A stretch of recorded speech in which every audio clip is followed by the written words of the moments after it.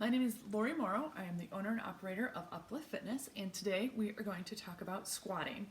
So we all know that squatting is a great exercise to strengthen our legs, and if you have knee or hip pain, you know that you should be doing exercises for your knees or hips, but maybe you're not quite sure what to do because it hurts.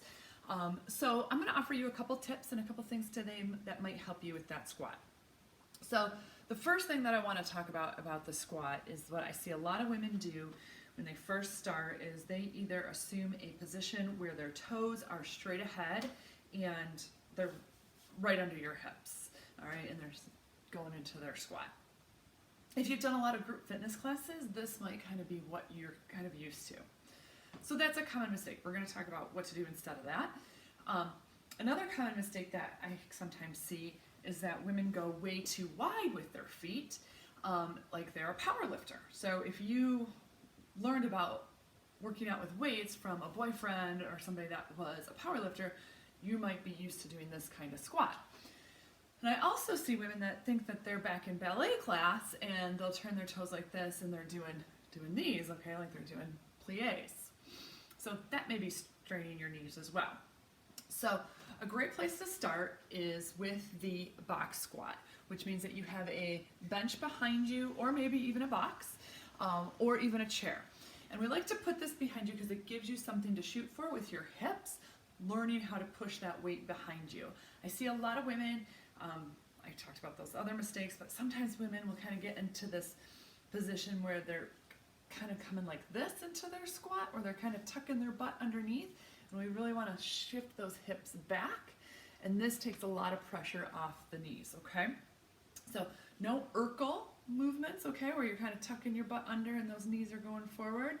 Make sure we're sitting back. And if we've got the bench behind us, that will help get us in the right position. So if we take our feet about a little bit more than hip width apart, with your toes turned out just a little bit, then we want to go ahead and make sure that we have braced our core, that we are supporting our spine and activating our core.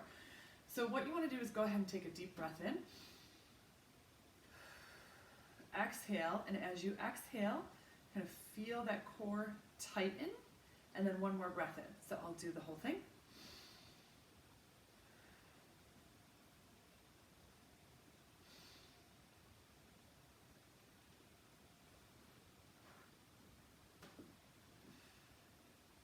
So notice, I activated that core, supported that spine, added some stability, and then sat back on the bench.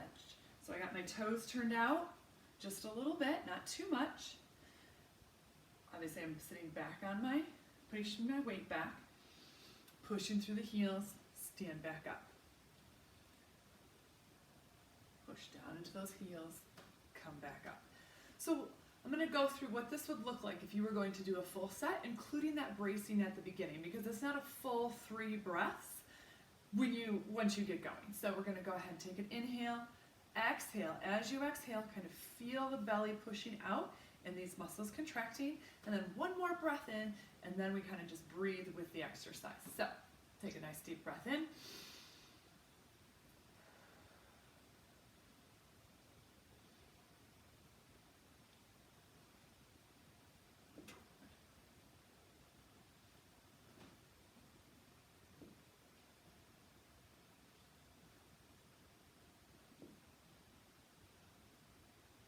And that is your traditional box squat. So I don't know if you could hear my knees on that. I work with a lot of clients online, and sometimes I'll even get videos from them that they'll say, "Do you hear my knees? Can you hear my knees? Those are my knees." And my response to that is always, did it hurt? Even though your knees were loud, did they hurt? So I don't know if you could hear my knees there, but my knees make noise.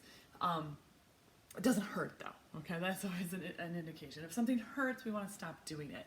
A couple other things about that beginning box squat, that very first introduction to the squat, is one of the things I want you to be aware of is your squat may not look exactly like mine. Your squat may not look like your neighbors. Your squat may not look like your daughter's. We all have different bodies. The way that our hips are made determines what our squat looks like. How big the head of that humerus is, the way it's set in the hip joint, that determines where your feet are going to be most comfortable. How long your femur is, how long your torso is, also determines what your squat looks like. So don't get too fed up if it doesn't look exactly the same as somebody else, or if somebody else looks different than you. The goal is to kind of adjust, take some of these tips that I just shared about foot placement, work on that, and try to find a squat that is pain-free. Another thing to think about when you're doing your squat, I'm going to do this one kind of facing you, is think about those knees. So if we have some weakness in our glutes, or some glutes that just don't like to work, believe it or not, that affects your knees. And that's why when somebody comes in for rehab on a knee, I will spend so much time working on their glutes. So when these glutes don't work, I shouldn't say don't work, but don't work as well as they should, the knees tend to go in, okay? But if we think about the knees, all we gotta do is think about it and think about pushing them out. That usually is enough to keep those knees tracking where they're supposed to track, okay? So make sure those knees push out. And sometimes you might only have one. I see it very often where just one knee kind of wobbles in when people go down and up, okay? All you gotta do is think about it, and that will usually put the knee where it's supposed to be. So being aware of your position, being aware of how wide your feet are, making sure that you're pushing back, pushing through your heels. Years ago, we used to always say, I used to say, go ahead and pull your toes up in your shoes, because that would help clients sit back on their heels and shift their weight back. However, this can really make you feel unstable. So now I don't say that anymore.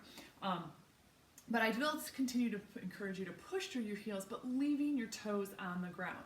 What you can do instead is, instead of kind of pulling your toes up in the tops of your shoes, is to almost make like claws with your toes. So kind of go like that in your shoes, and that will help you kind of shift that weight back behind you, okay? And you'll feel a little bit more stable when your whole toes are touching the floor. So after mastering the box squat, I got one more thing to say about the box squat.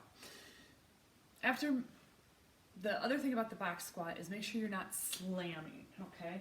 Make sure you're not coming down hard, okay? Make sure that you are in control, sitting in a controlled manner, not just slamming down, okay? You control that. Because eventually when you're doing this with weight, you don't want to be slamming down onto your butt. So that kind of covers the first version of the squat that I always encourage people to start with, the box squat.